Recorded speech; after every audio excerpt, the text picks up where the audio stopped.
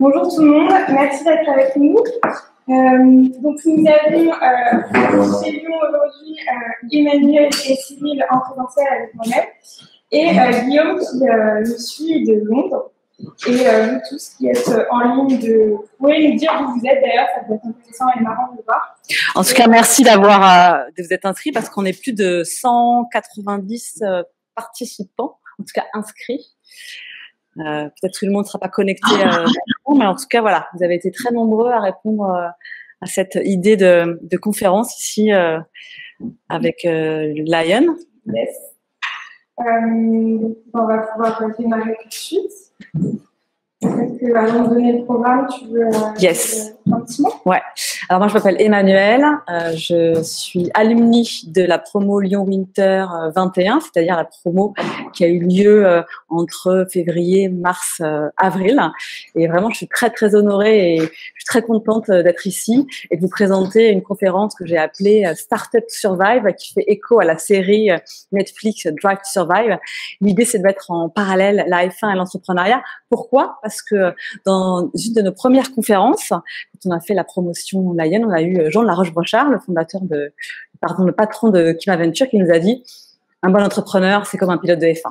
Et donc on l'a pris au mot. Et on s'est dit on va aller chercher des personnalités issues du milieu de la Formule 1, issues du milieu des startups, et on a un duo de ouf pour vous aujourd'hui. On a Cyril Abitboul à côté de moi, qui est aujourd'hui VC du fonds HCVC, qui est spécialisé dans le Artec, et on a en ligne Guillaume Le Goff, le pilote, l'agent du pilote Pierre Gasly, et fondateur de sa startup The Grid Agency et d'une autre startup qui s'appelle Sauter Analytics. Il nous en parlera. On a vraiment deux guests qui sont à l'image de cette punchline de Jean entre F1 et entrepreneuriat. Voilà. Par ailleurs, je suis fondatrice de l'agence de communication Represent et j'avais voulu m'introduire un peu plus dans le milieu de start-up. C'est pour ça que j'avais rejoint Léa et Jeune Lion. Voilà pour l'introduction. Alors, juste pour vous donner un petit peu le programme de cet événement, on va rapidement introduire un peu le contexte, expliquer un peu aussi ce qu'est Lyon, pourquoi on a créé cet événement et de quoi on va parler aujourd'hui. On passera ensuite à l'interview et aux échanges et un échange aussi avec vous, le public. Merci. C'est un micro de qualité. Donc tout d'abord, je voulais vous dire que via le chat de Livestorm, c'est assez pratique. La version chat, donc l'onglet chat, vous pouvez vraiment interagir avec nous. Donc voilà, nous dire que vous nous entendez plus ou moins. Et ensuite, vous pouvez utiliser l'onglet questions qui va vous permettre de poser vos questions et de voter aussi pour les questions des autres, ce qui va pouvoir prioriser les questions du Q&A.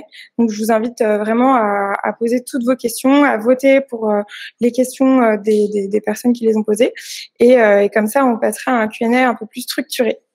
Et une dernière chose, voilà, on est dans un espace bienveillant. Je suis très contente d'organiser cet événement et c'est assez exclusif. Donc, juste un mot de vous dire de profiter de ces échanges-là, d'être attentif à ce que vous pouvez en tirer, au retour d'expérience que vous pouvez prendre comme inspiration et poser toutes vos questions. Donc, juste un petit rapide introduction sur Lyon, donc qui est l'école de l'ère entrepreneuriale. Lyon qui a été fondée en 2016 et qui compte un peu plus de 3000 alumni. Donc je sais que on a pas mal d'alumni dans l'assemblée et j'en suis très fière. Lyon c'est une école qui a plusieurs programmes de formation, qui est très orientée sur l'innovation, les nouvelles manières de travailler, les nouveaux outils. Et nous, notre but, c'est vraiment de transmettre l'état d'esprit, les outils, les méthodes pour que chacun puisse se les approprier dans son quotidien professionnel et puisse s'épanouir dans son travail. Je m'occupe principalement d'une formation qui s'appelle Lyon du samedi, là où j'ai rencontré Emmanuel et on a pu avoir du coup ce talk avec Jean de la Roche-Brochard et donc ce programme en 8 samedis qui est gratuit et qui est sélectif, il est vraiment sous ce format un peu qu'on va avoir là ce soir, composé de conférences inspirationnelles et aussi très pratiques pour comprendre un peu dans quoi on s'embarque quand on va travailler dans une start-up. Et ces cours sont donnés par des entrepreneurs et des employés clés de start-up qui donnent réellement leur quotidien et qui, en toute transparence, viennent un peu décrypter cet écosystème qu'on comprend pas forcément de prime abord. Et je trouvais que le parallèle était assez cohérent avec le milieu de la Formule 1 dont on entend quand même pas mal parler, mais dont on ne sait pas vraiment tous les secrets. Et donc là, c'est vraiment l'occasion, de décrypter tout ça, de prendre un peu des doses inspirationnelles via cet environnement-là. Et donc, n'hésitez surtout pas à poser vos questions et voilà, passer un bon moment. Et je suis très contente qu'on démarre cet événement. Et du coup, juste pour me présenter, parce que donc je vous ai présenté Lyon, Emmanuel s'est présenté, je ne suis pas présentée. Moi, ça fait 2 ans et demi que je travaille chez Lyon. Je m'occupe du programme du samedi et de la communauté, d'où ces événements qui sont là aussi pour nourrir et continuer à apprendre après les formations Lyon. On peut démarrer? Yes. Je te replace le micro. Ok, donc pour démarrer, on va quand même demander à nos 2 superstars aujourd'hui de se présenter rapidement, juste un petit rapide introduction de qui es-tu, Cyril? Bonjour à tous, à toutes, à tous. Merci déjà pour cette invitation, pour cette opportunité de parler d'une certaine façon de ma vie d'avant et de la mettre en cohérence avec ma vie d'aujourd'hui. Moi, j'ai 43 ans, je suis Cyril Abitboul. J'ai fait une école d'ingé et j'ai fait 20 ans dans l'automobile et plus particulièrement 15 ans vraiment dans le sport automobile. J'ai fait pas mal de choses. Bon, je vais pas rentrer dans le détail, mais j'ai commencé plutôt dans toutes les activités business du sport automobile, finance également, gestion, juridique, sponsoring, partenariat, merchandising, communication d'une certaine façon aussi. Et puis progressivement, il y a eu des évolutions de structure et je suis rentré un peu plus directement dans le vif du sujet, dans le cœur business, à savoir le sportif et le technique. Et depuis à peu près une petite dizaine d'années, enfin 8 ans, j'ai été responsable de deux écuries, avec en particulier dernièrement l'écurie Renault F1 Team. Mais avant ça, et c'est peut-être ce dont on parlera, la décision de revenir en Formule 1 et de reconstituer cette équipe, de recréer un projet, de s'entourer des bonnes personnes, etc. Donc voilà, ce qui met également un peu de cohérence avec ce que je fais aujourd'hui et ce que j'observe du milieu de l'entrepreneuriat. Voilà, donc j'ai quitté, juste pour être très spécifique, j'ai quitté le groupe Renault en février et effectivement j'ai rejoint un fonds de capital risque qui s'appelle HCVC en avril, donc ça fait à peu près 2 mois et donc je suis très heureux d'être exposé à toute cette énergie créative des entrepreneurs et en particulier dans le secteur de la mobilité, parce que c'est une des raisons d'être de ma présence chez HCVC, c'est qu'il se passe beaucoup de choses dans le secteur de la mobilité, ça vous aura pas échappé, et sur le plan technologique en particulier, sur le plan des usages, des business, etc., des business models, et donc ce sont des opportunités de création de boîtes, et donc pour un fonds d'investissement également d'investissement. Voilà. Super. Est-ce que tu connais Guillaume, notre host? Comme on dit en Angleterre, I know of him. Je pense pas qu'on soit beaucoup vu parce qu'effectivement, j'ai pas eu le plaisir d'avoir Pierre dans mes équipes. Voilà, il y a eu des discussions, mais rien ne s'est jamais fait. Mais donc, je connais Guillaume, mais je connais surtout son parcours. Hein. Guillaume, à ton tour de te présenter. Ok, merci. Comme Cyril l'a dit, merci de l'opportunité et merci de pouvoir faire partie de l'événement qui a l'air très, très sympa et de pouvoir échanger là-dessus. Donc moi, Guillaume, j'ai 36 ans. Comme Cyril, j'ai commencé par faire une école d'ingé mécanique. J'ai commencé en tant qu'ingénieur de piste. J'étais ingénieur de piste pendant quelques années dans les catégories sous la F1, donc plutôt avec les jeunes pilotes en Formule 2, Formule 3, Formule Renault, etc. Et au bout de quelques années, je me suis associé avec mon patron de l'époque, qui était Fred Vasseur, qui travaillait avec Cyril chez Renault il y a quelques années. Et du coup, on a monté une boîte qui AOTech en région parisienne, et on offrait plusieurs services d'ingénieurs. Donc, il y avait des services d'ingénierie aérodynamique, de fabrication de pièces composites, et on a conçu et fabriqué des simulateurs. Et c'était les premiers simulateurs, vraiment, je dirais, niveau F1, mais accessibles aux autres équipes ou au monde extérieur de la F1. Et du coup, c'était une vraie entreprise de service. On louait nos simulateurs à des pilotes, à des équipes. On avait beaucoup de nos clients qui étaient les équipes de F1 elles-mêmes, qui nous envoyaient leurs jeunes pilotes pour les entraîner avant les courses. Et c'est au cours de ces 6-7 années avec AOTech que j'ai vraiment transitionné d'un rôle, au début, je faisais vraiment de la technique, j'étais vraiment ingénieur, à vraiment un rôle à la fin de business manager, où je recrutais mes équipes, où je gérais les budgets, où je gérais tous les clients, etc. Donc j'ai pris goût au business. J'ai fait un MBA après pour vraiment essayer de transitionner dans une carrière plus business. J'ai passé quelques mois rapidement chez McLaren. C'était à l'époque où McLaren n'allait pas très bien. Il y avait beaucoup de changements. Et à la même période, des copains que j'avais rencontrés au MBA m'ont appelé pour vraiment monter Sauter Analytics avec eux. Une vraie start-up comme la définition propre de la start-up. À l'époque, on était tous les trois, on partait de quasiment zéro. En même temps, Pierre et 2-3 autres pilotes m'appellent. Donc, c'est des pilotes avec qui j'avais travaillé, moi, en Formule 3, Formule 4, Formule 2, qui étaient devenus des copains et qui étaient intéressés par ma double casquette technique, business dans le sport auto, et m'appellent pour me demander de les accompagner dans leur carrière. C'était des moments, notamment Pierre, c'était un moment difficile de sa carrière. Il venait gagner le GP2. La F1 lui avait été promise s'il gagnait le GP2. Mais à l'époque, Red Bull n'avait pas de place en F1, du coup, il l'envoie au Japon, et Pierre avait un peu peur de se faire oublier, et il avait insisté pour que je travaille avec lui, pour que je commence à le représenter à cette époque-là. Donc c'est à cette époque-là que j'ai arrêté McLaren assez rapidement, et j'ai commencé vraiment le travail avec Pierre, et en parallèle le travail avec Sauter Analytics. Donc à l'époque, j'avais juste Pierre qui était pilote en Super Formula, et c'était plus deux copains qui travaillaient ensemble de temps en temps. On avait Sauter Analytics, on était 3 copains. Et maintenant, 3-4 ans plus tard, on a Sauter Analytics où on a 35 personnes, et Pierre où on a 5 personnes temps plein, et maintenant tout le monde connaît Pierre. Je pense qu'il y a 4 ans ou il y a 5 ans, dans la salle, personne ne connaîtrait Pierre. Donc, 2 business qui ont bien évolué et qui commencent à prendre beaucoup, beaucoup de temps maintenant. Ouais. Super, merci. Donc vous êtes tous les deux des stars donc, de la série Drive to Survive, quand même.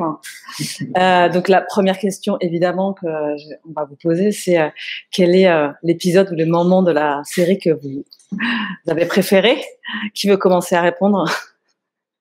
Vas-y, Guillaume. Ouais, bon, moi je suis pas une star, mais j'aime bien être en retrait. C'est aussi mon rôle d'être en retrait.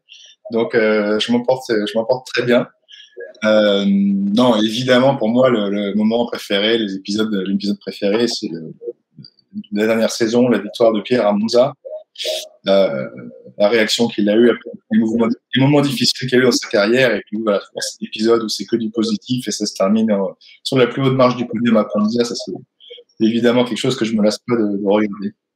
Eh ben nous non plus. Alors on va regarder un petit extrait de ce moment assez fou. Je sais pas si vous l'avez. La ligne droite, la première, il est un peu loin. DRS ouvert, l'accélération. Vers Ascari, ce sera pas Ascari. Ça peut qu'être après. La chicane d'Ascari, il faut encore tenir. Allez Pierre, il faut tenir. Jusque dans les derniers instants. Il reste la parabole qui te boule là-bas. Elle est loin, elle est en dessous. C'est pas lui. Écarte-toi, ne le laisse pas. Il se met à l'intérieur, il fait de la récupération d'énergie pour essayer de sortir de la parabolique. Elle est presque là, cette victoire. Accélère. Oui, il va aller la chercher. Ne lâche pas. La victoire de Pierre Gasly. Il l'a fait. Victoire de Pierre Gasly. Victoire d'AlphaTauri. La victoire française. 24 ans, 3 mois et 10.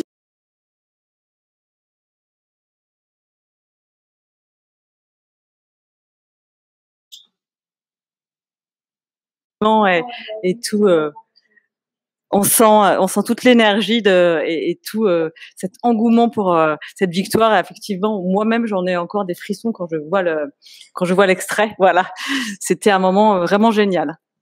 De ton côté, Cyril? Tu connais ma réponse malheureusement. En fait, je l'ai pas vu moi, Drive to Survive, parce que c'est pas quelque chose avec lequel je me sens particulièrement à l'aise. On n'est pas quand on est quand on est manager, quand on est dans l'action, quand on connaît la difficulté, l'âpreté aussi de cette vie, avoir devant soi son image et ce qui en est fait par des scénaristes américains, parce qu'il faut quand même dire ça. Bon, là il y a une vérité sportive concernant Pierre qui évidemment est implacable, mais il y a quand même aussi beaucoup de scripts, hein, beaucoup de narration, même s'il y a des moments qui sont des moments véridiques. Hein. Il y a un moment entre Christian et moi-même qui est un moment véridique. Hein, il a existé avec tout l'accent qui me caractérise. Ouais. Moi, ce que j'aime le plus, je vais vous dire ce que j'aime le plus, c'est j'ai eu un témoignage de quelqu'un qui m'a dit depuis qu'on vous entend à la télé avec votre accent pourri, mes enfants ne sont plus complexés à l'école de parler anglais. Eh ben, j'ai pas fait grand chose dans ma vie, mais j'ai fait ça. C'est que j'ai décomplexé peut-être pas une génération, mais enfin quelques enfants. Et je pense que ça, c'est important aussi, voilà, d'être à l'aise avec et son image et sa voix et ce qu'on fait. Et ça fait partie aussi de ces métiers-là. Et ça fait partie aussi du métier d'entrepreneur parce qu'il y a aussi une certaine forme d'incarnation. Quand on porte un projet, il faut être à l'aise avec cette incarnation. Et avoir de la répartie aussi quand on a des situations un petit peu critiques. Donc on va regarder justement ce passage. You need a driver and a... Yeah.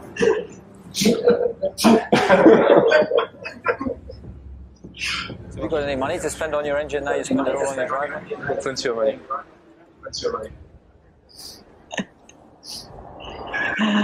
Voilà.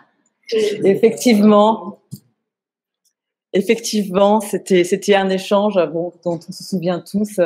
Et voilà, ça fait partie aussi d'un mindset, d'avoir de la répartie et de pouvoir, avec pertinence et un peu insolence, des fois, répondre à des petits pics. Voilà, bref, sans transition, on va revenir sur effectivement vos parcours à toi et à Guillaume. Moi, ce que je voulais évoquer avec vous, c'était globalement votre histoire respective avec la F1 et ce que vous retenez de la F1 dans votre quotidien aujourd'hui de start-upper ou dans le milieu de la start-up. Quelles similitudes vous y voyez, que ce soit d'un point de vue soft skill, comportement, de peut-être ouvrir des portes qui avaient l'air d'être pas facilement ouvertes dans un début, ou sur des codes, des logiques, sur de l'innovation. En fait, voilà, des similitudes qu'il peut y avoir entre ça. Vous pouvez débattre entre vous aussi. Je sais pas qui commence, mais on pourrait probablement tenir pendant des heures sur ce sujet-là.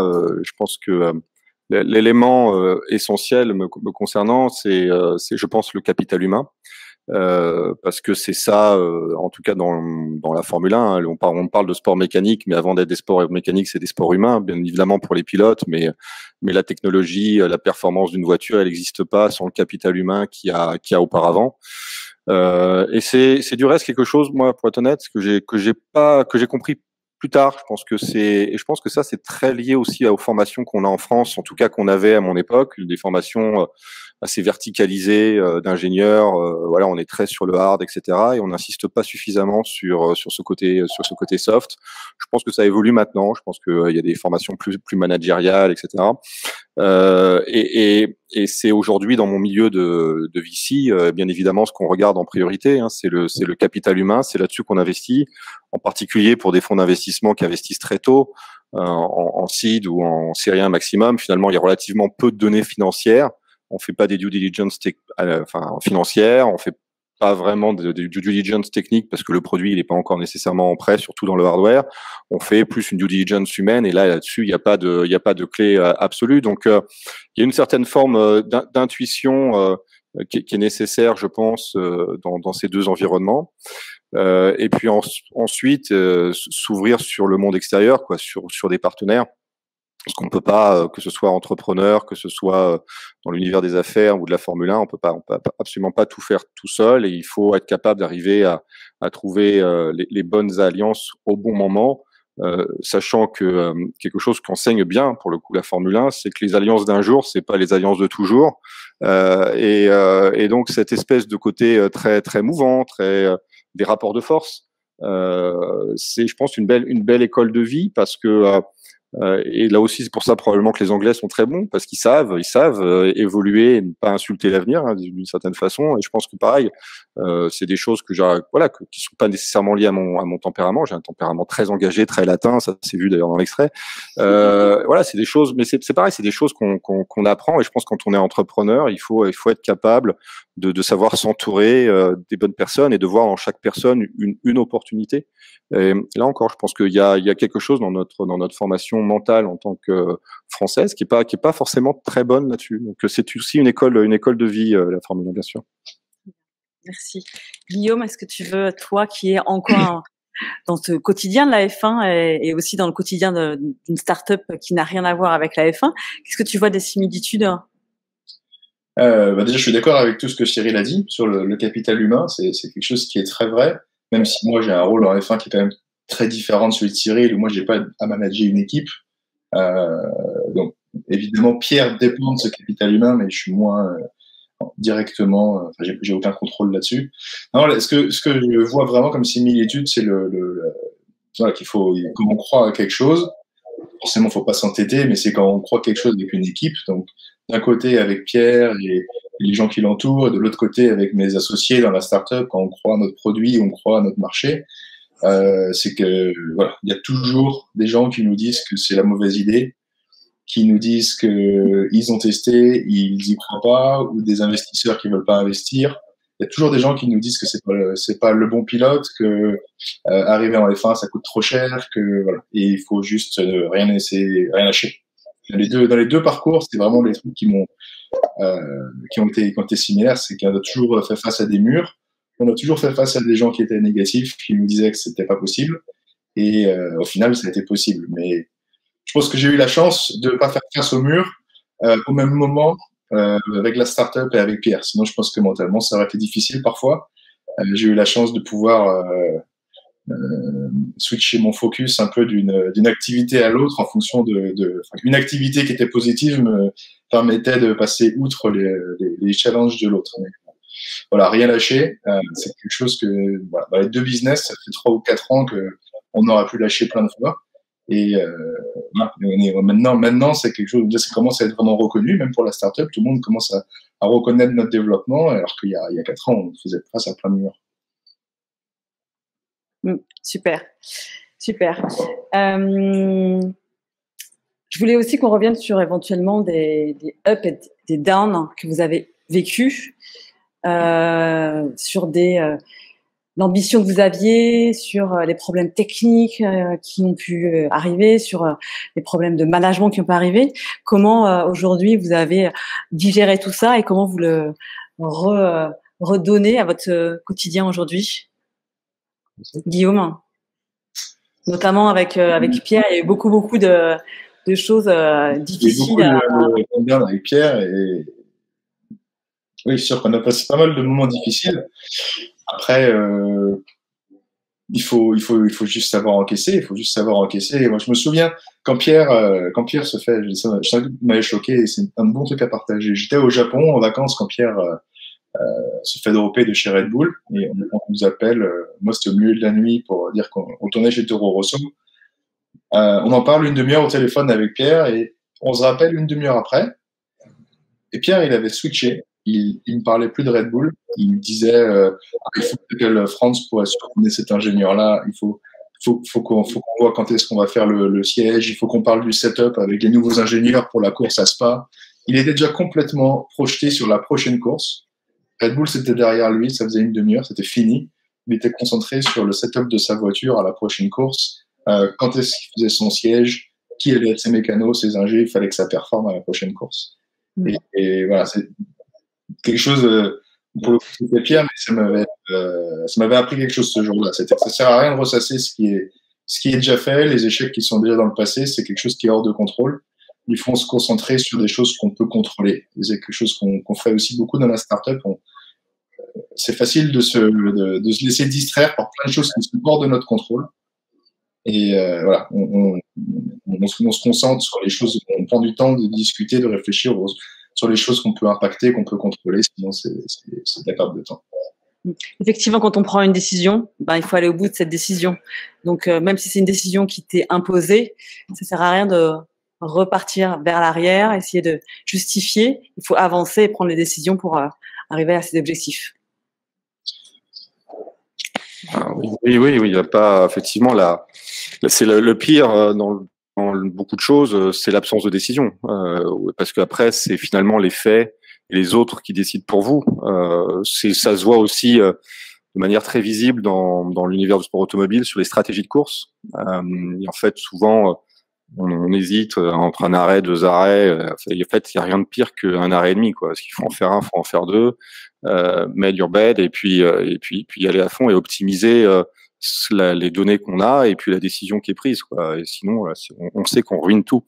Non, après, moi, sur mes échecs, les difficultés, les ups et downs, c'est la difficulté quand on repart.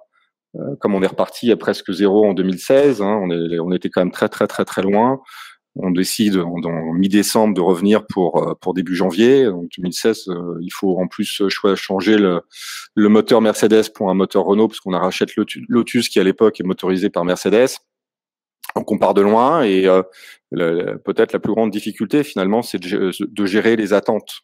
De gérer les attentes sur la base d'une communication qui est faite, dans laquelle on doit s'inscrire, parce que c'est la communication d'un grand groupe, un des plus grands groupes automobiles, un Renault-Nissan, un des plus grands patrons de l'automobile, Carlos Ghosn, à l'époque, qui peut pas dire je reviens pour faire de la figuration, donc qui ne peut que revenir avec un plan de marche forcément très agressif pour expliquer à tout le monde pourquoi il revient dans le sport automobile.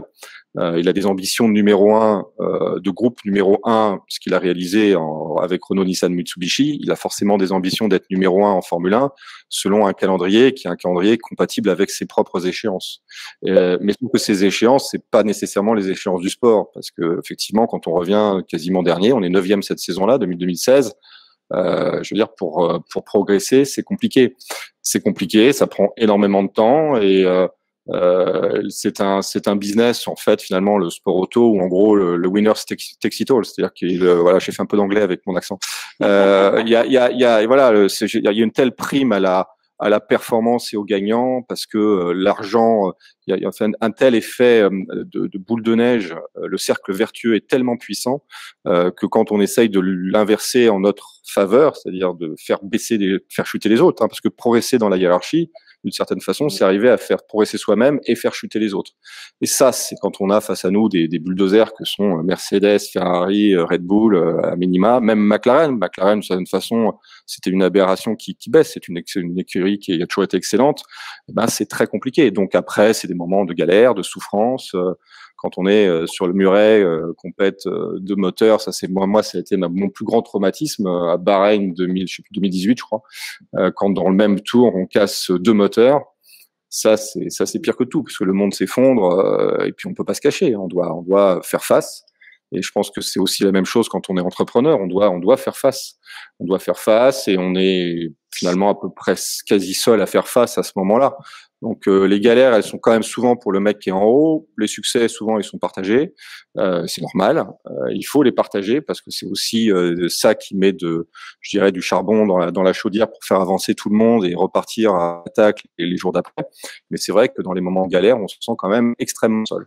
Voilà. Donc cette communication, cette gestion des attentes, le fait qu'on peut pas se planquer, et c'est normal, et que finalement on est assez seul dans ces moments-là, je dirais que c'est ce qu'il y a de plus dur. Après, même sur le plan managérial, on est passé de 250 quand je suis revenu chez Renault F1 et puis 1200 quand j'ai quitté. Donc on a fait plus 1000 personnes.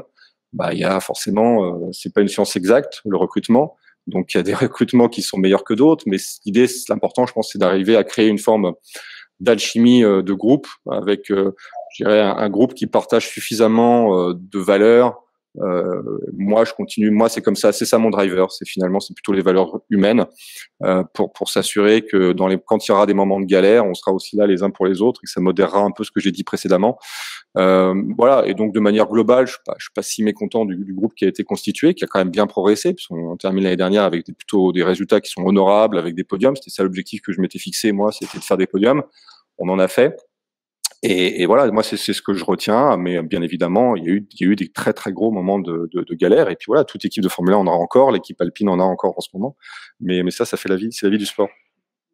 Aujourd'hui, dans la vie que tu mènes chez HCVC dans le milieu des startups, est-ce que quand tu regardes comment tu manageais et comment tu gérais l'écurie Renault, c'était en mode startup? Je me méfie un peu de ce mot là, parce que le côté startup nation, alors je devrais pas le dire ici, mais ça m'emmerde un peu. Voilà, voilà justement, je savais pas, mais ouais, je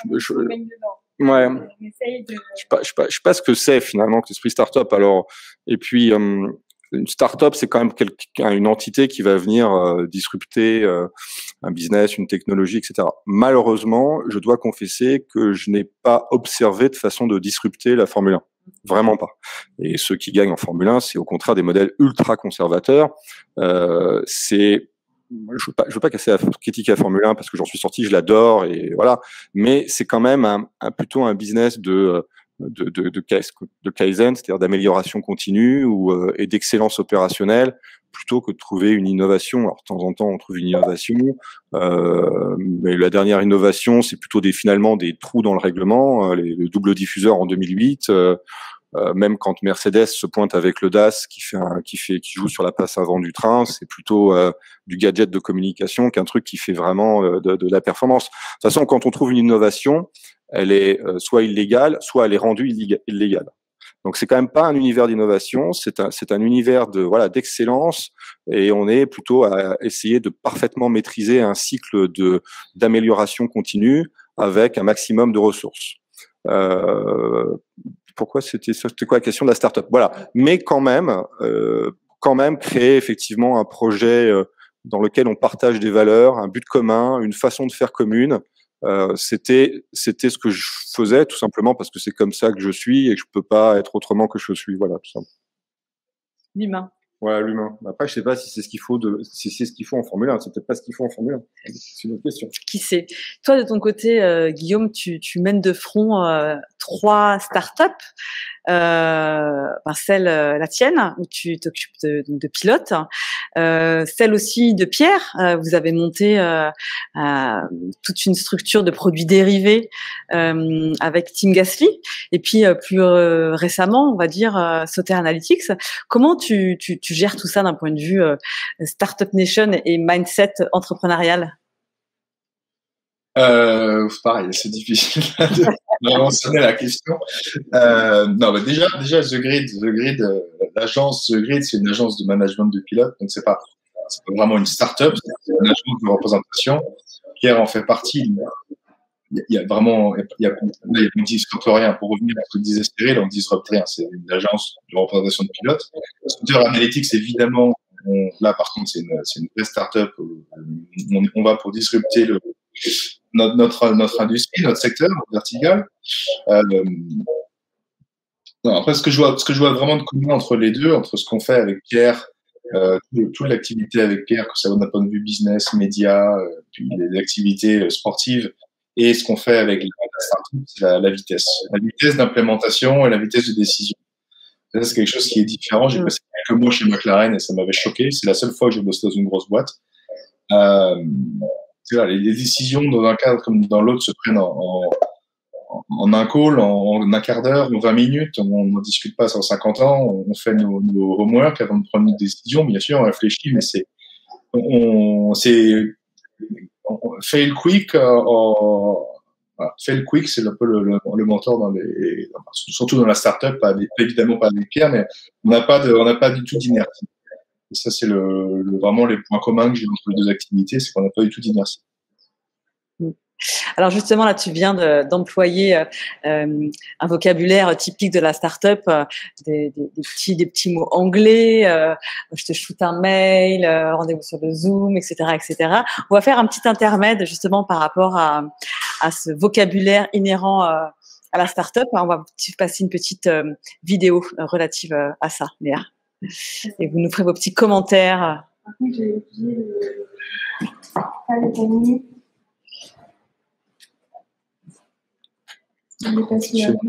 Alors, je vais te dire. Donc, ouais. Juste, si Guillaume, tu peux ton micro parce que sinon ça fait un écho. Patricia Petitbon, à côté de vous, il y a Guillaume Meurice. Accrochez-vous. C'est le boss, Emmanuel Macron, parce qu'il a gagné l'élection grâce à une seule chose, le pitch. Il est super fort. Il avait le programme de Ronald Reagan, et quand il le pitchait, tu voyais la culotte de Marilyn Monroe. Si tu racontes Camping 3, tu vois Apocalypse Now, il te parle de Guy Lagache, tu vois Kevin Costner. C'est vraiment le mec qui est balèze en pitch, et dans la Startup Nation, si t'es pas bon en pitch, t'es cramé. Alors, on va apprendre ça ensemble avec deux exemples. D'abord, une startup qui organise des hackathons. Qu'est-ce qu'un hackathon? Pitch. Alors un hackathon, c'est un événement qui va durer 48 heures où on va... En ce moment, c'est pas des coachs à pitch non plus. Faites gaffe, faites pas sinon pas trop cynique. Donc ça se voit. Alors le mieux, c'est de vous donner sans plus attendre une leçon de pitch. Il faut lâcher un max de buzzwords en fait. L'important dans un pitch, en 10 minutes, il faut lâcher intelligence artificielle, disruptive, digitalization, and des buzzwords. Voilà, les buzzwords, on est bon là-dessus, hein, Clara? Parce que je sais quand vous pitchez votre livre, ça va pas du tout. J'ai entendu tout à l'heure. Voilà, un petit intermède de Guillaume Meurice sur France Inter. Donc effectivement, nous, on est bénis dans un vocabulaire où personne ne le comprend d'ailleurs. Si on n'est pas dans le sérail, on a du mal à comprendre un peu ce qu'on nous demande. Cyril, toi qui as récemment intégré justement ce secteur, est-ce qu'il y a des mots et des vocabulaires qui t'ont fait rire ou sur lequel tu t'es dit est-ce que je demande ce que ça veut dire ou est-ce que je cherche sur Google? Non, j'ai peu besoin de chercher. Le seul qui me fait marrer, c'est le play. Notre play. Et en fait, c'est un truc assez abstrait encore pour moi. Enfin, j'ai compris ce que c'était, mais c'est à la fois notre thèse, notre business model, notre positionnement, notre play. Bon, ça me fait marrer, mais c'est pas méchant, hein, c'est normal. Tous les univers ont leur code et en effet, on avait largement notre code aussi. Et est-ce que ça y est, tu commences à prendre le pli de ce vocabulaire et que tu spontanément parles en langue startup? Non, encore non. Comment on fait quand on arrive et qu'on n'a pas forcément les codes et le vocabulaire? On fait comment pour apprendre? Moi, j'écoute. En plus, moi, je suis en position entre guillemets de VC, donc j'écoute les gens me pitcher. Donc, on a la chance d'avoir des beaux deal flow avec beaucoup de plus de 1000 dossiers par an qui rentrent. Donc, j'ai beaucoup de gens presque une fois par jour, au moins à titre personnel, je vois des gens. Donc, bon, soit si vraiment je comprends pas, je pose la question. J'ai pas du tout peur d'être bête. Et puis voilà, sinon je me débrouille quoi. Mais encore une fois, comme on est relativement tôt dans les investissements, finalement c'est pas trop structuré encore sur des choses trop compliquées. Ça reste assez généraliste et donc en étant généraliste dans ses approches et avec du bon sens, on arrive à peu près à s'en sortir. De ton côté, Guillaume, est-ce que tu as aussi un vocabulaire à proprement dit? En plus, toi, tu vis à Londres et tu travailles full-time en anglais, j'imagine. Est-ce que aussi il y a une façon et un langage? Non, c'est la grosse différence. C'est que moi, fait qu'on travaille en anglais, on pitch en anglais. Donc, bon, je suis ravi d'avoir appris ce que c'était le play en français. Du coup, je n'avais jamais entendu parler. Ça, c'est ce qu'il y a de pire. C'est les Français qui inventent un mot anglais. Nous, quand on dit pitch, c'est normal. C'est comme ça que c'est le verbe anglais pour pitcher. Mais évidemment, il n'y a pas de franglais. Donc, je suis pas tellement confronté à ça. Après, c'est sûr qu'il y a beaucoup de n'importe quelle startup, même autour de nous, à chaque fois qu'ils sont dans leur pitch, il faut placer des buzzwords. Et ça, c'est honnêtement, c'est un piège. Je pense pas que ça marche avec les VC. Ça marche avec quelques business angels. Je pense pas que ça marche vraiment avec des VC. Ils connaissent le truc et on voit plus les startups sont successful, marchent et réussissent à lever des fonds. moins elles le font. Elles n'ont pas besoin d'utiliser des buzzwords pour vraiment expliquer leur proposition de valeur, leur retour, leur stratégie de croissance. Et ouais, c'est quelque chose qui, moi, personnellement, me dérange toujours un peu quand on essaye de dire des choses qu'on fait pas forcément. Enfin, de l'intelligence artificielle, j'ai l'impression qu'en ce moment, 90% des sociétés qui se montaient dans les 2 dernières années sont en intelligence artificielle. J'ai l'impression que n'importe qui a un peu de code ou un algorithme dans son software fait de l'intelligence artificielle. Et je pense que c'est quand même limité. Quelques business angels peuvent tomber un peu là-dedans, mais je pense que il vaut mieux expliquer vraiment ce qu'on fait avec de manière simple. Et les investisseurs en général sont des gens quand même intelligents qui savent faire leur homework, leur due diligence, encore plus des VC. Et c'est difficile de les piéger en faisant juste une accumulation de buzzwords dans un pitch. Ok, on va passer à la dernière partie de la conférence. Je trouvais intéressant dans vos 2 parcours respectifs, Guillaume et Cyril, c'est qu'il y a une forme de rebond. Rebond, c'est aussi un mot qu'on utilise dans le milieu. On rebondit. Donc, on passe d'une structure, d'un métier à un autre métier. Et autant toi, Cyril, donc tu es resté 20 ans chez Renault, grosse industrie, classique, processée. Et aujourd'hui, un peu t'as une opportunité d'aller de l'autre côté dans le milieu du fonds d'investissement à HCVC. De ton côté, Guillaume, toi qui étais toujours passionné par le sport automobile, qui a monté ta boîte de simulateurs, puis maintenant tu t'es occupé de Pierre avec The Grid, et aujourd'hui tu as créé une start-up qui n'a rien à voir avec le sport automobile. Comment quel code, quels outils on utilise, que ce soit des outils soft, comme on disait, ou hard, pour se réinventer et accueillir, entre guillemets, une nouvelle carrière? Qui commence? Vas-y, commence, Cyril. J'ai réfléchi. Ouais, moi, j'ai pas fini encore. Faudra me réinviter l'année prochaine. Non, moi, je pense que c'est un peu ce dont je parlais tout à l'heure. C'est pas être isolé. Et ça, c'est effectivement un très grand privilège que j'ai compte tenu de mon parcours, c'est que ce parcours, il intéresse des gens. Il y a des gens, la preuve d'ailleurs. Voilà, il y a des gens qui ont envie de comprendre. Et puis ça me donne. J'ai vu beaucoup de choses. J'ai vu l'univers du corporate, j'ai vu l'univers du sport, j'ai vu l'univers des médias, etc. Bon, bref, peu importe. Je vais pas faire le catalogue, mais ne pas rester seul. Je pense que les opportunités, bien évidemment, elles ne viennent pas en étant dans son coin. Elles sont en maximisant les rencontres et puis en investissant sur soi, sur les autres. En fait, finalement, parce que je pense que c'est les autres qui apportent des réponses à cette question-là, et donc de maximiser ces opportunités-là. Et c'est vrai que cette activité de VC, c'est ce qu'elle me permet de faire, c'est de me faire un gros catch-up avec le monde, parce que la F1, c'est magnifique, mais c'est ultra spécialisé. Alors c'est ultra émotionnel aussi, mais c'est un peu toxique, hein, c'est addictif. On est mono-activité, on est monomaniaque, on est drivé par le lap time, par les chronos.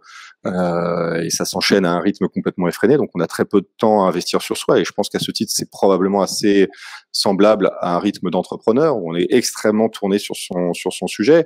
Et voilà, donc pendant ce temps-là, le temps passe, les années passent, il y a des choses qui évoluent, le monde évolue, les usages, les pratiques, les tendances évoluent, et c'est la chance que j'ai de faire ce que je fais, c'est de faire ce gros catch-up avec ce qui s'est passé depuis 15 ans d'hiatus en Formule 1, et puis ensuite de voir comment suivre mes envies. Mais voilà, je pense que tout le monde apprenne, tous ceux qui sont en reconversion professionnelle ne vont pas faire du VC parce que ça va faire beaucoup de monde, mais en tout cas c'est arriver à s'ouvrir et dans un moment qui peut être un moment de faiblesse, un moment de vulnérabilité, être plutôt dans un moment où on va vers les autres. Voilà, et parler de ça, parler aussi de cette faiblesse, parler assez naturellement des choses. Après, je pense quand même on est dans une époque où il est complètement entendu qu'on va faire plusieurs boulots, plusieurs environnements. Moi, je plains plutôt des gens qui vont rester bloqués dans leur univers. Hein. J'aime bien Franz Tost, mais je le vois pas un jour aller dans un fonds d'investissement, quoi, typiquement. Et bon, c'était juste pour faire une petite blague. Mais voilà, donc voilà, aller vers les autres. Je pense que c'est comme ça que les rebonds pourront venir, pourront se matérialiser. D'ailleurs, comment tu as été connecté avec Alex Yousou de HCBC? C'est le patron et fondateur de fonds d'investissement. Ah bah c'est complètement 2.0 parce qu'il m'a contacté sur LinkedIn, il m'a pingé sur LinkedIn pour utiliser un autre nom, un autre mot. Et voilà, ils avaient envie, ils souhaitaient pour le deuxième fonds qui est en cours de gestation, effectivement, d'être beaucoup plus sur ces sujets de mobilité. Et voilà, il s'est dit que je devais avoir du temps. Et ben il avait raison. Voilà. Il a surtout pris l'initiative d'envoyer un email sur LinkedIn et d'attendre une réponse. Et ça, c'est bien aussi dans le mindset entrepreneurial. C'est ce qu'on nous a appris aussi à Lyon. C'est voilà, avoir du courage et ne pas hésiter à chercher de l'info et à solliciter un mail ou un rendez-vous. De ton côté, Guillaume, qu'est-ce que tu pourrais rajouter? Moi, le rebond, c'est pas forcément celui que t'attends, mais en fait, la réponse de Cyril m'a aidé à réfléchir. En fait, moi, quand j'étais chez AOTech, je sors d'AOTech, je prends mes parts à l'époque, et je pars faire mon MBA parce que un peu comme l'a dit Cyril, j'en avais un peu marre du monde alors, c'était pas de la F1, mais c'était le sport auto, c'était proche de la F1, c'est les mêmes acteurs, c'est les mêmes entreprises en F2, en F3, 24 heures du Mans, etc. Et j'avais un peu marre de ce milieu où tout n'est pas forcément rationnel. C'est pas forcément ceux qui font le meilleur travail, qui ont les meilleures idées, qui travaillent le plus dur, qui vont y arriver. Il y a beaucoup d'irrationnels. C'est l'industrie qui est comme ça et ça m'avait fatigué. Puis je me suis dit, je veux faire quelque chose de plus rationnel. Je veux avoir une boîte en dehors de la F1. Et à ce moment-là, je me suis rendu compte que je m'étais complètement enfermé dans le sport auto de par ma formation initiale d'ingénieur et toutes mes premières années de travail. Et du coup, j'ai fait ce MBA pour sortir de la F1. Du coup, après, quand mes copains m'ont demandé de faire cette start-up, je me suis vraiment dit, OK, c'est là, on va travailler mieux que les autres, on va en avoir une très bonne idée, on va travailler dans un marché sain, qui est cohérent, rationnel, et du coup, on s'est récompensé avec une forte croissance et ça va être successful. Bon, c'est ce qui est en train de tu peux présenter Sauter rapidement? Sauter, on fait de l'IoT. En gros, on vend des programmes de coaching ergonomique qui durent 15 jours, qui sont délivrés via des apps qui utilisent les data de capteurs qu'on a développés, qui se clipent à l'arrière du dos, donc sur le col ou autour du bras pour mesurer l'ergonomie de l'épaule ou l'ergonomie de la colonne vertébrale. Donc, c'est de la data pour les cols bleus et on réduit le nombre de blessures ergonomiques d'entreprises de 50-55%. Effectivement, rien à voir avec. Rien à voir. Même qu'un pilote doit avoir aussi peut-être des problèmes de dos ou d'épaule aussi à force de conduire, mais bon, je pense que c'est pas ta cible prioritaire. Non, c'est pas ma cible. Donc, du coup, pour revenir à la question de rebond, j'y arrive. Donc, je suis sorti du sport auto parce que j'en avais un peu marre de ce manque d'objectivité, de rationnel. Pierre me rappelle. Du coup, je me retrouve à retourner dans le sport auto. Par contre, maintenant, j'y vais avec une mindset complètement différente parce que je sais vraiment à quoi m'attendre. Et j'ai aussi cette bouée d'oxygène qui est mon autre activité à côté. Et c'est une vraie bouée d'oxygène qui sort de la F1 et qui fait qu'en F1, je sais exactement comment les choses se passent. Je sais à quoi m'attendre, je sais comment les meetings se passent, je sais comment les contrats sont faits et on est réaliste sur la manière dont les choses se passent. Mais c'est vrai qu'avoir mon autre activité à côté, c'est quand même une bonne bouffée d'oxygène. Quel est ton rôle exactement chez Sauter? Je m'occupe de tout ce qui est le développement commercial, donc les partenariats avec des revendeurs partout dans le monde, et puis des grands comptes. Donc on a Coca-Cola aux US, on a des plus gros supermarchés en Australie, aux US, des mines en Australie, beaucoup de logistique maintenant en Europe et aux États-Unis. Du coup, je m'occupe de vraiment faire grandir toute l'équipe commerciale. Et puis je m'occupe encore des grands comptes et des partenariats avec des boîtes d'assurance, notamment d'assurance américaine, ça arrive. Donc on est trois associés, il y a un CEO et il y a un CTO, et moi le CCO qui m'occupe de tout ce qui est business. D'accord. Vous êtes indépendant, vous êtes en phase de levée ou vous êtes pour l'instant on commence une série A, oui justement. On commence une série A, on a déjà fait pré-seed et seed, on a déjà levé 2 millions, 2 millions et demi. Et là, on commence une série A. Très bien. Ok, super. Merci. On va passer peut-être aux questions-réponses. Léa, si tu peux peut-être voir Alors, la question qui a eu le plus de votes, c'est le tatouage est pour quand, Cyril? J'ai pas osé la faire, celle-ci. C'est Pierre, en plus. Le tatouage est pour quand? Le tatouage, il va se faire. Il a des petits problèmes techniques de accessibilité en Angleterre. Enfin, ceci étant dit, je pourrais décider de faire 15 jours de quarantaine pour admirer mon tatouage une fois qu'il est fait. Enfin, non, en revenant. Mais non, on s'est dit avec Daniel, ça pourrait être peut-être pour ce mois-ci. Là, la Formule 1 va poser ses valises en Angleterre pendant quelques semaines. Voilà. Donc, c'est une question de temps, mais ça se fera. Avec peut-être une couche technologique, mais on en reparlera plus tard. Ça aurait été trop simple. Alors, je pense que la question suivante sera aussi pour toi. Renault F1 est la seule écurie qui conçoit sa voiture dans 2 pays différents. Quelles étaient les difficultés à devoir manager des Anglais à Henston pour le châssis et des Français à Viry-Châtillon pour le moteur, qui ont 2 cultures différentes? Est-ce que ça a pu créer des dissensions? Non, mais c'est énorme.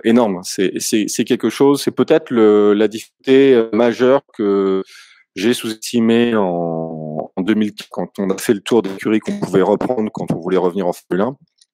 On a regardé 3-4 écuries et c'est vrai que celle-ci. Enfin, j'ai quand même la conviction que pour faire du bon boulot, faut être en Angleterre parce que c'est complètement intégré. Je veux dire, c'est un cluster, il y a les fournisseurs, il y a les formations. Si on veut aller chercher des ingénieurs, c'est quand même plus facile de les faire venir à Oxford, venant de Brackley ou venant de Milton Keynes, où il y a Red Bull, où il y a Mercedes, pour les acronymes, que de les faire venir chez Fred, là, chez Sauber, par exemple. C'est toute une difficulté.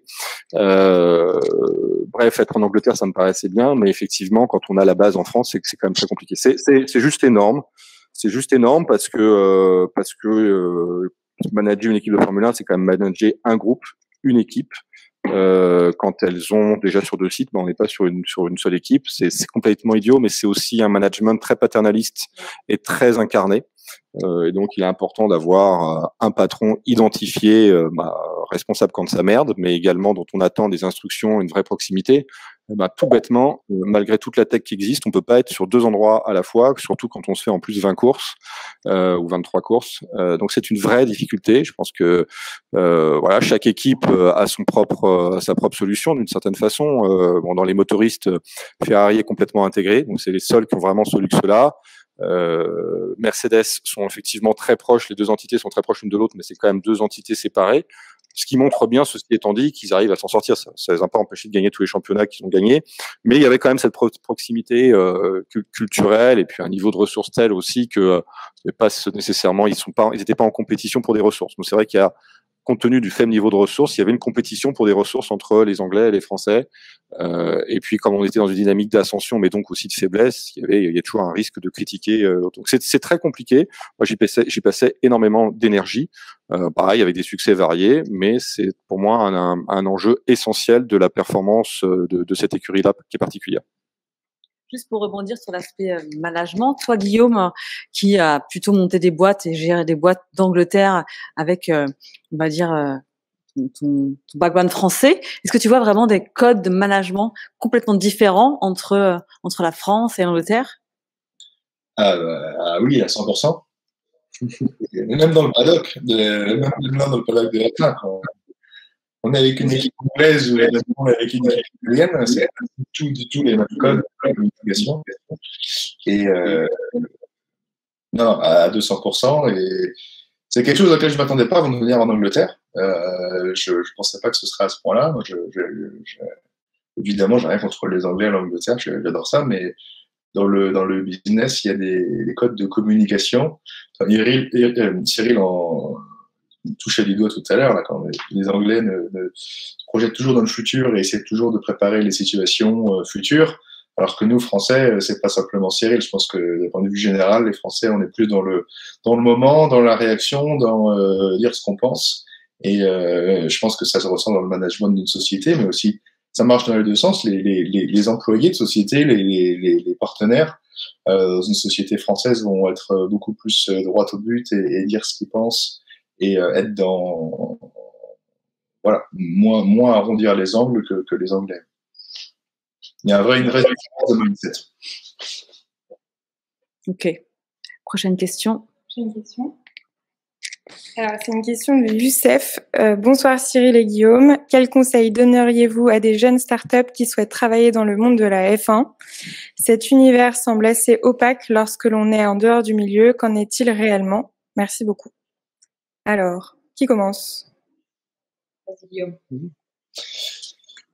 Je pense que l'opacité, c'est peut-être pas vraiment le problème parce que je pense que toutes les équipes de F1 sont énormément tournées vers l'innovation. Il y a toujours des gens qui écoutent ces nouvelles idées, les nouvelles technologies. C'est aussi la course à l'innovation, aux nouvelles technologies. Bon, après, comme disait Cyril, c'est des marginal gains, hein, c'est pas des révolutions, mais il y a toujours des recherches de nouvelles technologies, de nouvelles solutions, surtout tech ou hardware. Donc les contacts, ils peuvent être pris. Après, je pense que ce qui est difficile, c'est que les équipes de F1 n'ont pas commencé à faire un POC avec une solution d'une startup. Ils vont vouloir quelque chose, une technologie qui est éprouvée, testée, validée, avant de passer du temps ou d'investir du temps, de l'énergie à travailler avec cette société-là. Je pense que la difficulté, c'est plus la maturité de la technologie plutôt que le réseau et d'arriver à parler à la bonne personne. Donc, ceci dit, il y a des équipes de F1 comme McLaren, comme Williams qui ont leur propre, bon, c'est pas des incubateurs, mais c'est des sociétés d'ingénierie.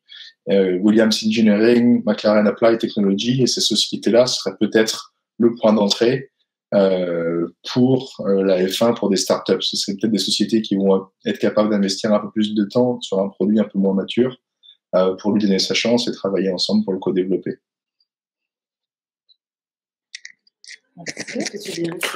Bon, bah, j'ai pas grand-chose à ajouter. Franchement, c'est une réponse très complète. Peut-être le seul angle dont tu n'as pas parlé, c'est aussi l'aspect économique et qui rend parfois aussi les choses compliquées parce que dès qu'on rentre en Formule 1, on rentre dans un univers qui est d'une certaine façon économiquement un peu déconnecté du monde réel, avec une attente, avec une suspicion de venir cannibaliser l'image de l'écurie ou de l'image de la Formule 1 et que donc il faut faire des chèques immenses pour être capable d'avoir, je dirais, de s'intégrer à la chaîne de valeur ou à la chaîne technologique. Donc ça, c'est alors soit on a vraiment la chance d'avoir un produit qui va apporter réellement quelque chose, parce que quand même effectivement par rapport à ce que je disais tout à l'heure, notamment sur l'aspect méthodologique, je sais pas, la personne qui pose cette question, je ne sais pas dans quel univers elle opère, mais on n'apporte pas vraiment des ruptures technologiques, on apporte beaucoup de ruptures méthodologiques. Comme en fait le sujet, c'est d'être capable d'aller le plus vite possible et de façon la plus ciblée possible, et maintenant avec le budget de cap la moins chère possible d'une certaine façon. Ça, c'est 3 données. En fait, on a 3 ressources à optimiser en permanence: le temps, l'argent et puis les moyens humains. Tout apport méthodologique qui est capable d'optimiser l'utilisation de ces ressources est quand même écouté. Mais bon, si vous avez vraiment une rupture, vous avez peut-être une chance d'être écouté, voire même d'être payé. Sinon, souvent, les gens se disent, bah tiens, on va faire un partenariat technique. Donc, partenariat technique, c'est magique. C'est un truc, en fait, où les écuries de Formule 1, elles payent pas. Donc, quand on est dans une jeune startup qui essaye de développer son business, bah c'est pas facile, quoi. C'est pas facile. Ceci étant dit, quand même, les équipes de Formule 1, elles peuvent être très agiles dans l'intégration d'un produit. C'est vrai que vous allez voir une marque de voiture. D'abord, vous allez voir l'ingénierie, puis les achats, puis vous serez peut-être dans la voiture dans 10 ans. Bon, nous, c'est vrai nous, non pas nous, mais eux, en Formule 1, c'est des cycles de vie de produit d'1 an. Donc, les choses peuvent aller quand même beaucoup plus vite s'il se trouve que vous pouvez être éligible. Voilà. Merci. Alors là, on a une question pour Guillaume de Valentin. Comment organises-tu ton temps pour rester efficace et pleinement engagé dans tes différents rôles au quotidien ? C'est difficile, comme je pense que vous en doutez. Non, c'est juste très difficile. Il y a beaucoup d'heures passées. Et la chance que j'ai, c'est que tout le monde avec qui je travaille comprend ma situation et accepte la situation. Donc, je sais pas combien de meetings, équipes ou clients j'ai fait dans le camion Red Bull ou AlphaTauri pendant des week-ends de F1 avec Pierre. Et à l'inverse, je sais pas combien de meetings avec des partenaires de Pierre ou l'équipe de Pierre ou même Pierre je fais en étant au bureau avec Sauter Analytics. Donc, j'ai cette chance-là d'avoir grosse flexibilité où j'ai besoin de diviser mon emploi du temps en demi-journée ou en journée. Mais bon, il faut toujours. C'est sûr que pour une activité comme dans l'autre, si je fais pas le travail, si je saisis pas les opportunités, il y a quelqu'un d'autre qui va les saisir à ma place. Et personne ne va faire le travail à ma place, personne ne va répondre à mes emails à ma place, personne ne va faire les meetings avec les partenaires potentiels ou les clients potentiels à ma place. Donc c'est sûr qu'à la fin, il y a pas mal d'heures passées. Après, un élément de réponse, ma chance, c'est qu'avec la startup, on bosse quand même beaucoup avec les États-Unis. 80% de notre chiffre d'affaires aux États-Unis. Donc, je travaille souvent le soir. Je travaille souvent, voilà, tard le soir, et je fais des meetings pendant mes soirées.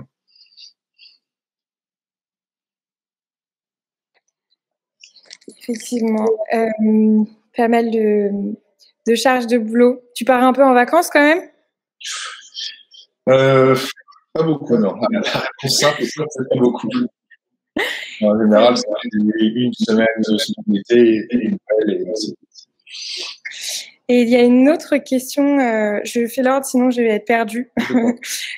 Pour toi, Guillaume, de Julien, comment peut-on conduire une gestion de carrière optimale avec un pilote managé par des grandes écuries type Red Bull ou Mercedes?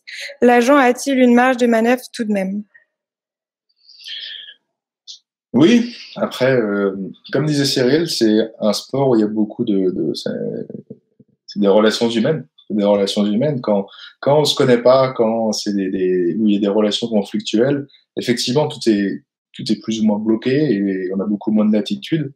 Quand tout se passe très bien, comme en ce moment avec Pierre, et puis sur tous les plans, d'un point de vue humain, les relations avec l'équipe, tout se passe très bien aussi entre moi et l'équipe, et même le groupe Red Bull plus large, on a beaucoup plus de latitude, beaucoup plus de flexibilité.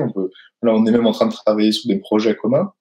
Bull m'a demandé de collaborer avec eux pour développer des nouvelles business lines. Donc c'est des choses qui arrivent avec le temps, mais il y a des vrais échanges qui peuvent se créer, des possibilités de collaboration. C'est juste que c'est toujours lié les contrats sont ce qu'ils sont. Je pense qu'ils sont assez similaires en termes de restrictions autour du pilote, autour des images des pilotes, de droits d'image. Ils sont assez similaires dans toutes les équipes. Mais après, en fonction de la relation du pilote, de son encadrement avec l'équipe et des résultats sportifs, plus ou moins de latitude qui peuvent être accordées de la part de l'équipe. Merci beaucoup. Tu veux rebondir ? J'ai une question pour Guillaume. Est-ce que tu dirais que une filière pilote, c'est du capital risque? Alors ça, c'est très intéressant parce que c'est quelque chose que j'ai modélisé il y a 2-3 ans. J'ai fait tout le modèle du fonds d'investissement, mais alors je vais te dire, c'était alors oui, la réponse simple, courte est oui. Pourquoi j'ai jamais essayé de lever des fonds pour ce fonds? C'est parce que c'est le retour est à trop long terme. On parle de 10-15 ans. On parle de 10-15 ans et le risque est quand même assez élevé. Le risque est élevé, mais surtout le problème, c'était la durée de l'investissement. Souvent, comme tu sais, on parle de cycle à 5-6 ans. Le retour sur investissement d'investisseurs attendu à 5-6 ans et personne va commencer à mettre quelques centaines de milliers d'euros sur 15 ans. Ça n'existe pas. Et j'ai essayé de retourner vraiment le modèle dans tous les sens. C'était ça. Effectivement, tu as rencontré Pierre quand il avait 13 ans. Donc, à 13 ans, on commence pas déjà à investir sur une tête. Aujourd'hui, Pierre a 25 ans, c'est ça? Ouais. Et toi, tu t'occupes de sa carrière depuis? En tant que manager, 4 ans. Voilà. Donc effectivement, la question est assez intéressante, mais quand on veut être pilote de Formule 1, en fait, c'est la mission d'une vie. On se décide pas pilote de Formule 1 quand on a 25 ans, quand on a passé son bac, quand on a fait ses études. En fait, dès le plus jeune âge, dès l'enfance, on se prédestine à cette ambition. Et voilà, ça passe par des étapes, des aides, des ups, des downs. Et des gens comme Guillaume qui accompagnent un Pierre Gasly, des partenaires. J'aimerais citer le récent partenaire, la récente start-up qui a rejoint Donc Pierre qui est Fantôme, est-ce que tu peux peut-être en parler pour cette connexion start-up aujourd'hui qui a rejoint Pierre et qui aussi a rejoint AlphaTauri. Ouais, dans le deuxième temps, on a réussi à faire ce deal entre le sponsor de Pierre et AlphaTauri. Mais ouais, donc c'est une, je vais pas dire boîte de crypto parce que c'est très très très négatif, mais en fait c'est une plateforme de finance décentralisée. Donc c'est une plateforme, il y a quelques plateformes qui existent dans l'industrie de la crypto-monnaie, et il y a actuellement de crypto-monnaies qui sont échangées sur ces plateformes. Mais Fantôme est d'abord une des plateformes. C'est pas vraiment une crypto-monnaie, c'est une plateforme. Et donc ils ont vraiment une approche disruptive, et c'est les plus rapides, c'est les moins chers en termes de transactions, les plus rapides en termes de transactions. Et ils sont en gros, leur technologie, pour faire courte, est idéale pour tout ce qui est intégration pour des smart cities, pour des assurances décentralisées, des modèles de finance décentralisés, réseau de distribution d'eau, d'électricité, etc. Et Pierre et son coach Pierry sont en camp d'entraînement physique comme tous les hivers à Dubaï, et rencontrent pour lors de 2-3 dîners les personnes, les fondateurs de Fantôme, de cette startup. Et du coup, ils commencent à parler de leur business respectif, de leur vie de pilote, de leur vie d'entrepreneur, et le courant passe. Et au bout d'une semaine ou deux, Pierre m'appelle en me demandant de me connecter avec eux et de parler plus sérieusement d'un partenariat parce que ça peut les intéresser. Et là encore, mindset startup, une grosse réactivité dans la prise de décision, très agile. 3 semaines plus tard, on signait notre partenariat. Et dans le même temps, 4 ou 5 semaines, mais c'était vraiment pas du tout forcé, pas du tout par du deal. Pierre investit dans leur startup. Pierre investit, il croit vraiment dans leur projet et investit dans leur startup. D'ailleurs, on a tous mis un peu, pour être honnête, de nos savings personnels. Mais voilà, il y a vraiment cet alignement d'intérêt où eux croient en Pierre et veulent aider Pierre et même dans son équipe. Et ils ont investi en tant que partenaire. Et dans l'autre sens, Pierre a investi en tant qu'investisseur dans leur projet, dans leur startup. Et puis voilà, maintenant, 4 ou 5 mois plus tard, tout se passe bien, et ils étaient encore au Paul Ricard le week-end dernier, et ils y croient. On parle de reconduire des investissements pour l'année prochaine, donc tout se passe bien. De son côté, pardon.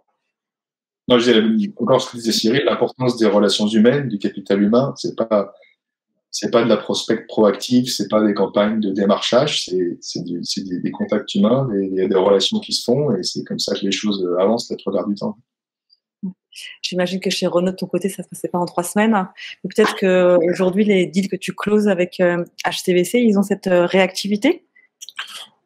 C'est effectivement, c'est une petite boîte, HTVC, et c'est tout à leur honneur. Effectivement, ils mettent un poids d'honneur à rester petit, à rester à taille complètement humaine, effectivement. Donc les décisions d'investissement peuvent être rapides en fonction de la qualité des dossiers qu'on maîtrise pas. Mais enfin, après, les choses peuvent se faire vite. Et chez Renault, non, les deals de sponsoring, c'est souvent des choses extrêmement compliquées. Par exemple, il y a un deal qui s'est annoncé récemment chez Renault F1, enfin chez Alpine, et c'est un deal sur lequel je crois on a travaillé pendant 2 ans.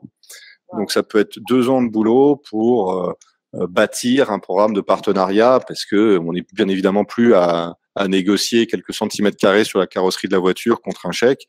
C'est des choses beaucoup plus intégrées dans finalement le business du partenaire automobile, et donc c'est des années de discussion. Je reprends un peu ce que je disais tout à l'heure sur le fait de s'intégrer dans la chaîne de valeur d'un constructeur automobile tel qu'ils sont structurés aujourd'hui. C'est très très long, et donc c'est aussi ces inerties qu'il faut gérer. On parlait tout à l'heure, quand on est sur un plan de marche à 3-4 ans, quand on voit que pour faire venir un sponsor ça peut être 2 ans, quand on voit que parfois pour faire venir un top ingénieur ça peut être 2 ans. Il faut arriver à vivre aussi, et ça je pense que c'est aussi un vrai dans l'univers de l'entrepreneuriat, à vivre un peu sur 2 temps, c'est-à-dire que il y a une partie de son cerveau qui doit être vraiment dans le court terme, dans l'immédiateté de la performance, du livrable, la prochaine course qui arrive ou la prochaine échéance qui arrive quand on est dans son projet personnel, et puis en même temps capable de voir loin, voir le projet, d'avoir la vision, de croire en soi, et puis de pas réinventer sa vision au gré des convenus d'un week-end, quoi. Et c'est très très très compliqué, et je pense que c'est partagé effectivement aussi dans le domaine de l'entrepreneuriat. Léa, on a une question dans le public. Tu viens? C'est plus intéressant que tu la poses directement. Tu peux regarder Guillaume. Bonjour à tous. Le reste de l'assemblée. Alors moi, je suis un peu biaisé puisque je travaille chez Lyon, donc l'éducation et tout ça me parle. Et ma question, c'était, on vous sent très à l'aise dans la transmission de connaissances, on sent que vous aimez ça. Est-ce que c'est potentiellement quelque chose que vous aimeriez faire plus tard? Monsieur le professeur. Je sais pas lequel des deux commence, mais non, mais je pense qu'on est à l'aise avec des projets passion, avec des projets très entiers, avec des projets qui ont dû être fédérateurs. Je pense que finalement, c'est ça le partage de la connaissance, c'est d'arriver à fédérer autour d'un projet commun qui est effectivement transmettre un savoir. Mais quand on est en position, encore une fois, d'entrepreneur, faut savoir convaincre, faut savoir pitcher, faut savoir convaincre, faut savoir recruter, faut savoir partager cette vision et faire en sorte que les gens ont envie de venir et de se dépasser tous les jours au quotidien pour la boîte. Et bien évidemment, c'est la même chose dans l'univers du sport, quel qu'il soit, et du sport automobile. Donc voilà, je pense que ce que vous ressentez, c'est surtout ça, c'est ce goût de convaincre, et le fait effectivement qu'on est probablement très très à l'aise avec nos choix de vie, très passionnés par les univers dans lesquels on a eu la chance ou on a la chance de baigner. Ouais, moi je dirais la même chose. Je vois. Déjà, si on me demandait de faire un cours de 6 mois maintenant, la raison d'un cours par semaine, je sais vraiment pas ce que je raconterais. Non, c'est plus. Par contre, non, donner des conseils, c'est quelque chose que j'adore faire. Je donne toujours des conseils à des pilotes ou à des jeunes entrepreneurs ou des gens qui me posent des questions et que je pense que je peux légitimement les aider. Ça m'arrive très souvent de dire je sais pas, je n'ai jamais fait face à cette situation. Mais non, comme Cyril je pense disait, c'est plus plutôt que devenir professeur ou donner des cours, c'est plus un rôle de mentor. Ça, c'est quelque chose qui pourrait être plus intéressant, je pense, accompagner des gens qui font face aux mêmes étapes. Non, ça c'est quelque chose qui est plus la manière dont je conçois aider les autres plutôt que de faire un cours devant une assemblée. Ouais, merci. Ça rebondit un peu sur ce qu'on fait quand même chez Lyon. C'est essayer de pas faire des cours magistraux, mais vraiment des retours d'expérience et avoir cette approche plutôt de mentor. Alors c'est vrai qu'on peut avoir des grands groupes, mais en termes de nombre de personnes, mais c'est vraiment d'avoir une approche plus dans le retour d'expérience et dans voilà, moi ce qui s'est passé, prends ce qu'il y a à apprendre et pas donner une leçon ou donner, enfin chacun a sa vision, son expérience des choses et toutes les personnes peuvent se les réapproprier, quoi. Alors on a une question de Amara, un peu plus légère, je pense. Red Bull ou Mercedes cette année? Pour Cyril, hein. Moi, je dirais Red Bull. Non, cette année, en 2021, c'est AlphaTauri, hein. Enfin, je crois. Hein. Non, mais pour répondre, c'est évidemment, on peut répondre que du politiquement correct. Voilà, c'est ça la réponse. La réponse, c'est que je peux pas vous répondre autre chose que du politiquement correct. Donc, t'as quand même pas cette clause-là dans ton contrat, faut déconner, quoi. Ah non, mais c'est la réponse la plus honnête que je peux donner. Je préfère. Merci. Du coup, on verra ça. Hein. On prend les paris à la fin du talk. Là, mettez dans le chat pour qui vous pariez. Je suis un peu perdue dans les questions, mais j'avais vu une question de Chloé. Bonsoir à vous deux. Un grand merci pour votre présence et votre franchise dans vos partages. Quelles similitudes et différences voyez-vous dans la gestion de la performance entre la F1 et le monde du business? Alors, je te laisse démarrer. Waouh, vaste question. En fait, quand on vient de la Formule 1, le truc où moi j'arrive pas à m'empêcher d'avoir un petit rictus qui est pas du tout moqueur, mais c'est quand effectivement je vois des boîtes qui font des discours sur la performance, l'agilité, l'inclusivité, le team spirit, effectivement, parce que c'est vrai que quand on a eu la chance d'évoluer dans cet univers-là, on sait vraiment ce que ça veut dire et ça tue absolument tout. C'est-à-dire qu'il y a place pour rien d'autre que des choses qui sont générateurs de performance. Bon, moi, j'ai envie de ça. C'est-à-dire que j'ai envie d'être capable dans ma vie de demain de mettre un peu de cette espèce de gène de la culture du résultat, d'une vraie culture de résultat dans ce que je ferais. Mais après, je veux bien mesurer à quel point toutes les boîtes peuvent pas se le permettre, n'y sont pas prêtes. Encore une fois, ne savent pas exactement ce qu'elles disent quand elles parlent de culture du résultat. Là, on est vraiment aussi sur des notions d'intrapreneuriat, donc des boîtes qui sont, parce que je continue de penser que la performance, bon, ça dépend vraiment tellement des secteurs. Je veux dire, quand on parle du médical, si on fait du nucléaire, si on fait une start-up, ou si on fait je sais pas quoi, la performance commerciale, c'est tellement des choses différentes, donc c'est quand même très compliqué mais je pense qu'il y a deux choses, c'est de bien définir, pour définir la performance, il faut surtout être capable de définir l'objectif. Et je pense que beaucoup de boîtes sont pas bien capables de définir réellement l'objectif. Et ensuite, d'avoir un modèle de gouvernance qui réellement permette d'aligner tout le monde sur cet objectif. Ceci étant dit, encore une fois, on jouit en Formule 1 d'une chance que l'objectif il est incontestable, que le fait que cet objectif il doive tout écraser, c'est incontestable également. Or, dans beaucoup de groupes, finalement, il y a des injonctions contradictoires, il y a des objectifs contradictoires. Ouais, il faut faire une super bagnole, mais il faut qu'elle coûte pas cher. Ouais, il faut faire un avion qui consomme pas beaucoup, mais en même temps, faut mettre plein de passagers dedans et qu'il aille vite.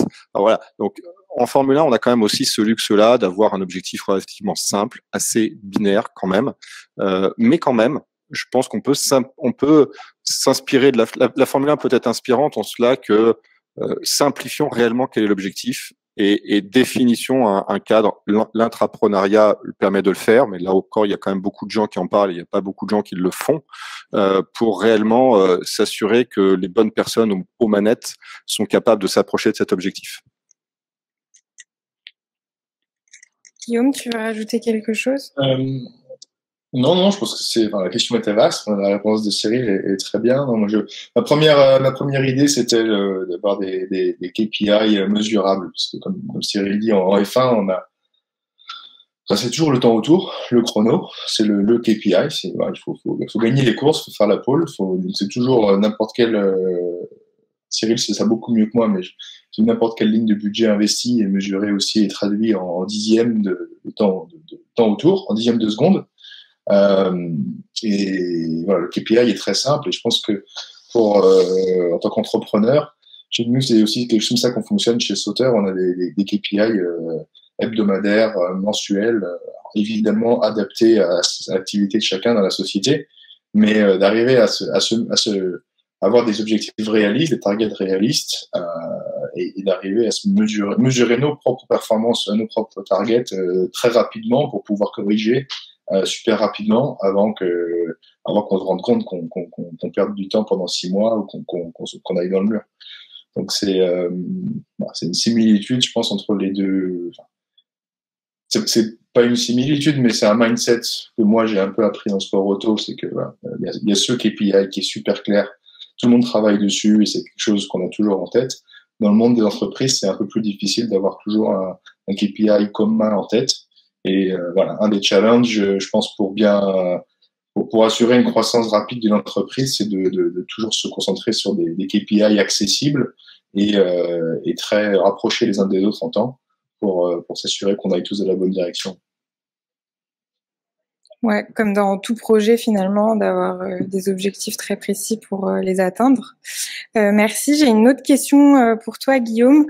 Comment devient-on manager d'un pilote de F1?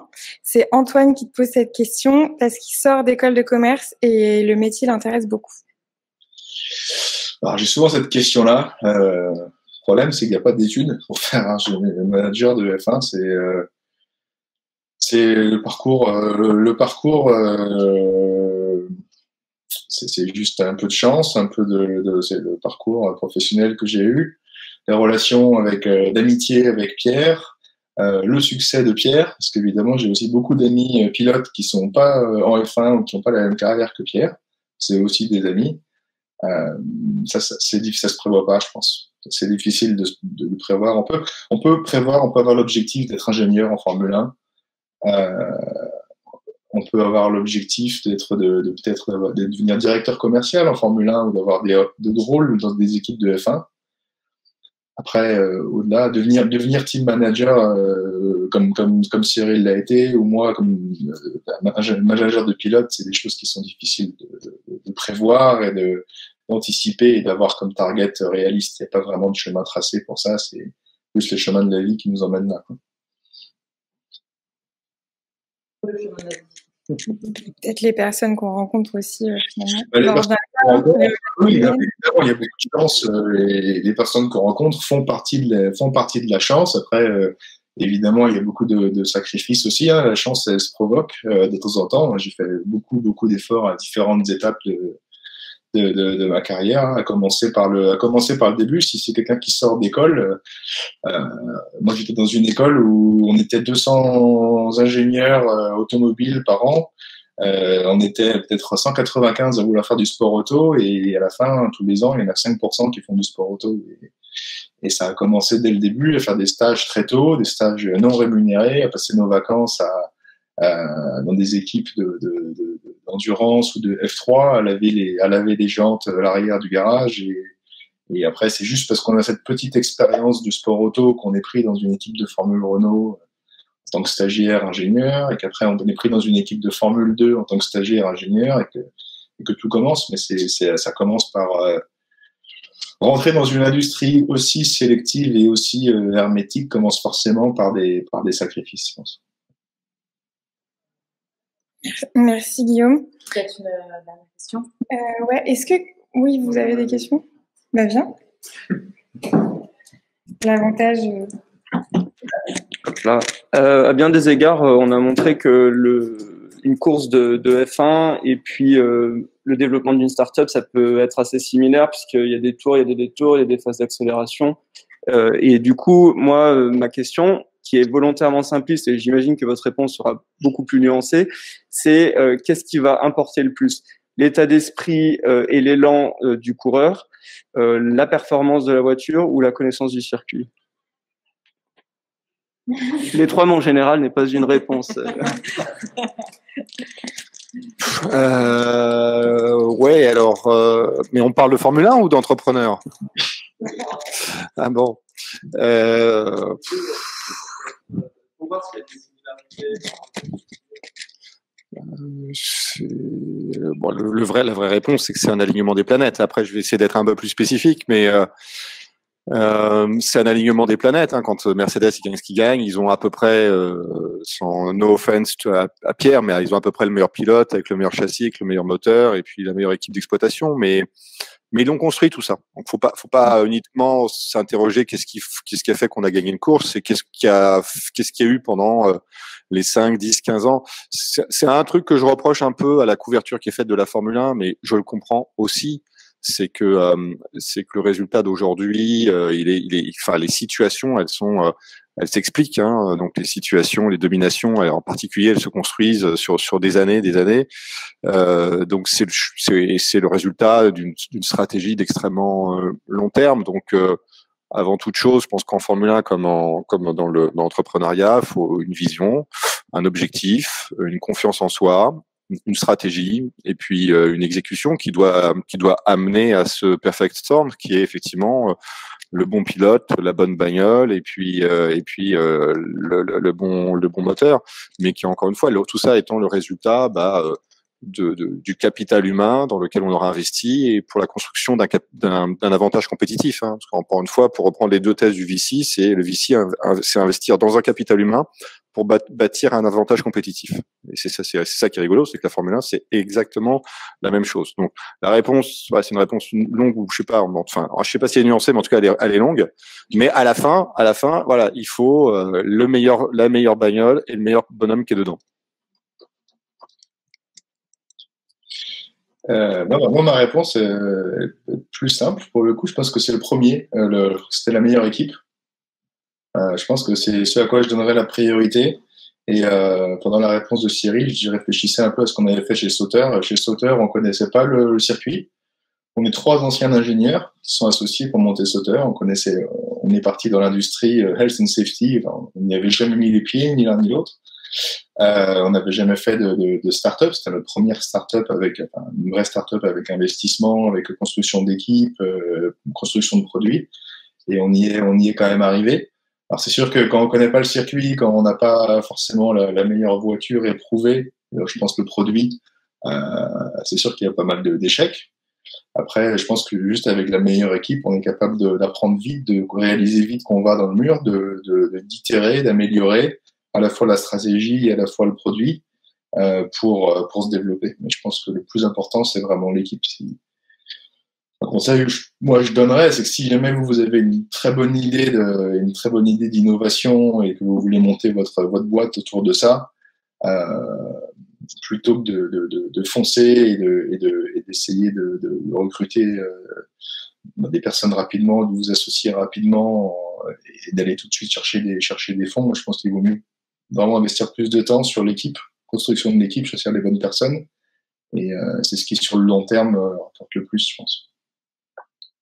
Permet de compenser le reste. Super. Merci beaucoup, Guillaume. Merci beaucoup, Cyril. Voilà, on arrive à la fin de cette conférence Startup to Survive.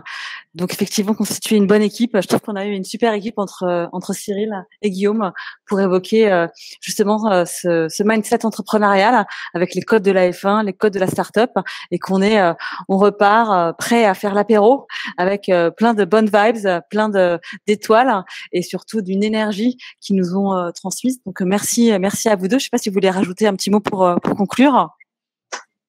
Bon, mais ce que j'aime pas, c'est le côté survive. C'est un côté un peu négatif. C'est l'objectif, c'est quand même de s'épanouir, de s'éclater dans ce qu'on fait. Donc voilà, on se rend pas uniquement dans la survie, mais souvent surtout dans le kiff de ce qu'on fait. Exactement, on kiffe. Guillaume? Non, c'est vrai que j'avais ça en tête depuis 2-3 semaines. Non, mais ravi d'avoir participé à l'événement. Après. Non, je pense que de ce que j'entends, Lion me paraît être le bon cadre pour aider pas mal d'entrepreneurs à concrétiser leurs idées, concrétiser leurs projets. Et non, je pense qu'effectivement l'échange a été bon. Et j'espère que ça a donné un peu des idées et confirmé quelques idées que certains dans l'audience ont. On vous offre un ouvrage qui s'appelle Le Livre de la Jungle. C'est un ouvrage qui a été écrit en partie par Annabelle Bignon, qui est la fondatrice de Maya School, qui est en fait des aventures entrepreneuriales. Donc, c'est aussi enrichissant, ça apprend les codes. Donc Guillaume, welcome à Paris pour un petit rendez-vous et je te redonnerai en main propre ce bouquin. Cyril, tu peux repartir avec. Merci encore, vraiment, de votre disponibilité. Prenez soin de vous. Prenez soin de vous et on se retrouve au premier virage des dimanches.